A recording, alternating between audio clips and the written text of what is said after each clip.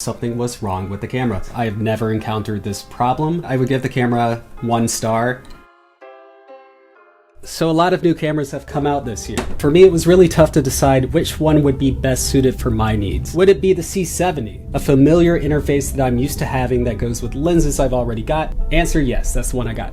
I'm Alex, I'm Video Consortium's Director of Programming, and they asked me to make a review on this camera. This is my personal camera, it's not like we were given it by Canon, so I'll be able to provide some slightly slanted but mostly factual information that might help you out if you're making this decision. We also have some info coming out on the A7S III and the FX9. I am speaking from the perspective of somebody who shoots videos as a one-man band. I'm often navigating through groups and I like to pack as lightly as possible with just the essentials in my kit. I ended up purchasing the C70 for a few reasons, but before I get into them, let's open it up. We have the camera, and it is chunky. This is a chunky ass camera. It's not very heavy. I think it's about 1.2 kilograms. At the bottom, there are mounting points for 3/8 and 1/4 inch screws, as well as there's one over here on the side if you decide to shoot vertical for your TikToks. Feels like it's something that you can run and gun with. Another advantage of working with a small DSLR shaped camera, people will actually assume you are shooting with a DSLR. When that's the case, you can get access to a lot more places than you might be able to get otherwise. I'll be shooting an XF-AVC 422 10-bit. This camera is not a low light camera, however it does perform exceptionally well when is lit. I decided on the C70 for a few reasons. So a lot of the filming I do is just run and gun shooting on the subway, at a protest, in a prison. There's just a lot of different angles I need to get. With a camera like the Ursa Mini or the EVA, where I would build out a full shoulder rig for it, I lost a lot of that control. So I don't have the nimbleness to get around in the environment and capture scenes the way that I wish to do when I had a more handheld kind of setup like I did with the GH5. I wanted to replicate that feeling of being able to be agile for news videos. If I have to go to a social video shoot and I need to shoot vertical video, there's going to be a mount there for me to turn it to. Most of all, it has high dynamic range and I love Canon colors. Because of the quick turnaround that I have, I'm not going to be shooting in RAW. I just want to shoot something that looks damn good where I know the colors are correct. Then again, if I had to choose between any camera, just as a personal camera to have, you know, the A7S III is also really appealing because of the awesome low light capabilities, and I'm pretty used to using an external ND on the front of my camera. They're all great cameras. I'm surprised the DCN doesn't really snap in, it just kind of floats there. The C100, which was one of the first cameras I shot doc with, is actually a lot larger than the C70. I'm pretty used to the joystick. The joystick is a bit sticky. I do assume that that will loosen up over time. Does it give you joy?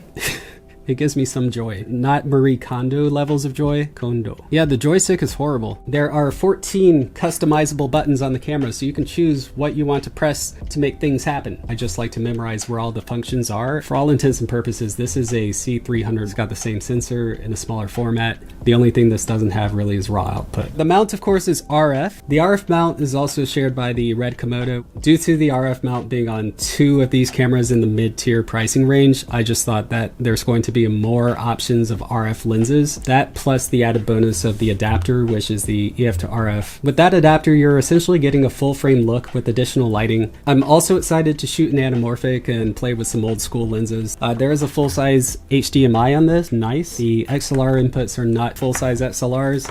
They are mini XLR inputs, but they are on the body of the camera. It's got timecode in. The FX6 does have full-size XLR inputs. However, they're on the top handle. To connect your XLR cables, you'll need these guys, which are mini XLR to full-size XLR adapters. They're about $10 each. To me, it's preferable over getting something like the FX6, where I'm not going to have the option to kind of build out the way I want because of the top handle. Going through the menu, extended ND range will allow you to go out to 10 stops of ND. Multiple recording formats, but the one that I'm going to be using most frequently is going to be XF-AVC. Doesn't record RAW. You're not going to get RAW, and the max is 4K. It is Netflix approved though, so this is more than enough quality, especially if you're just working on short independent projects, or if you're a news producer, if you need to cover something breaking in the field. This is like the ideal camera to pick up and grab and go. And I can really feel the air coming out of this vent on the side, nice and breezy. Setting my frame rate down to 2398. You can go normal record recording slow and fast motion, you can get between 12 and 120 frames per second. You can actually record a second audio track to your other card.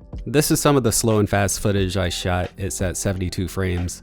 The last shot was a bit flickery, so I adjusted in post. It's not perfect, but setting that function to switch between modes is really helpful. And by default, you've got white balance, set white balance, display peaking, waveform, zebras. The good thing about media is SD cards are mad cheap. This will use V60 and V90 SD cards, which can be as low as $100 for 256. The Angelbird cards are great, and the new Lexar 2000X cards are really good too. Canon used to be considered the king of autofocus, but I think that Sony has actually caught up quite nicely. The dual pixel autofocus is really everything you need. It's butter, it's smooth, pretty similar to the C200. It's just the focus is a little more jittery. That's a big indicator. Why is that indicator so big? One thing I did notice about the waveform is that it's tiny. I wish there was a way to increase this. We should probably go out and shoot before it gets too dark. So I'm on Doyer Street. Chinatown has a lot of movement and also a lot of close-ups that I want to come and shoot. And plus, I'm a New Yorker. I didn't want to take up too much time just looking at footage, but the image is amazing on this camera. One thing to notice is digital stabilization plus lens stabilization gets a little warpy. You'll notice that some of the clips do look like they're slightly wiggling, and you see it in this clip in particular. However, without the digital stabilization turned on, it looks a lot more natural. After about an hour shooting with the camera, I started to get a hang of it.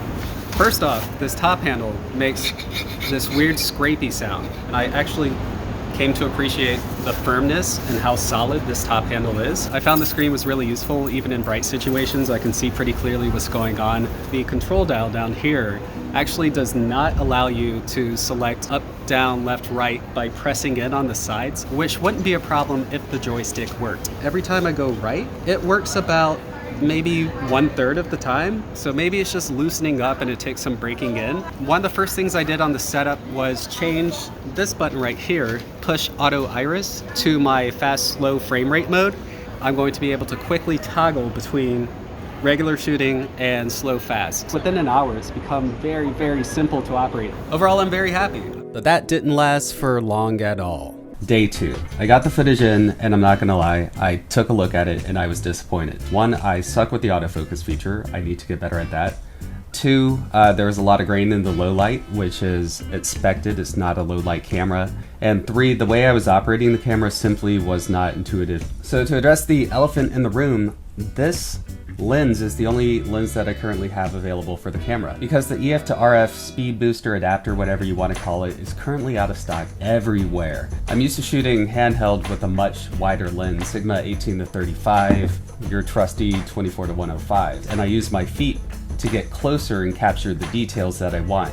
You can't really tell how good the camera is when you're shooting these, long distance shots of like B-roll. So I'm going to build a rig as opposed to a handheld camera until I get that adapter. We're gonna look at that footage. There's a lot of cages and accessories on the way for this camera, but using the trusty Zacuto universal set should get me pretty close to where I want to be. The side handle, of course, is built into the body, but there are third-party handles that you could potentially use if you wanted to control your iris and your shutter release. This is what I ultimately decided on for a shoulder kit. It's just a 1/4 inch connected to a rail block. Went with the Gradical HD, pretty easy going on the shoulder, so let's take it out.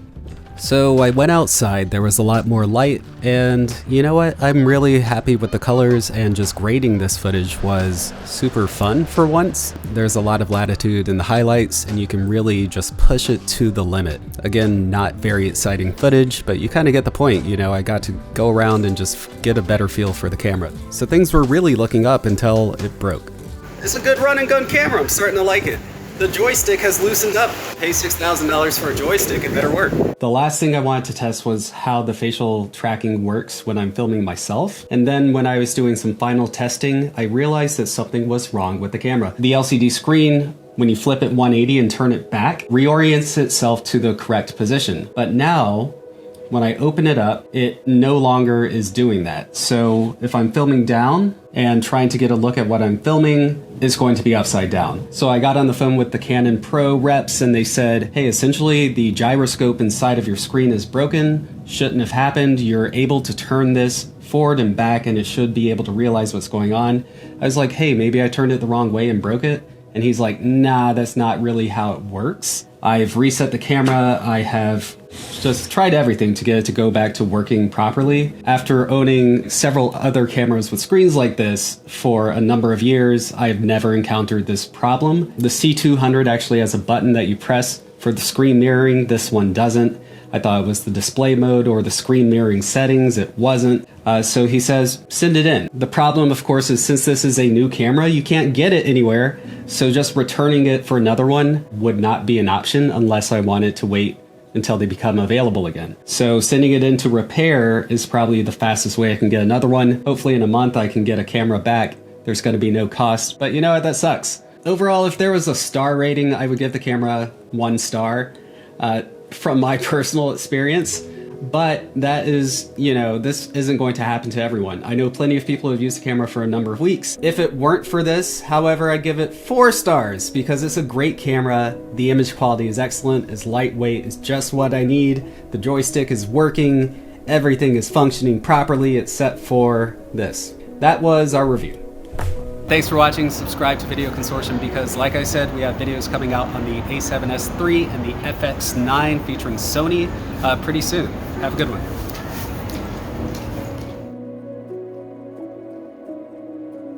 You know what? This could be a pretty cool vlogging camera as well.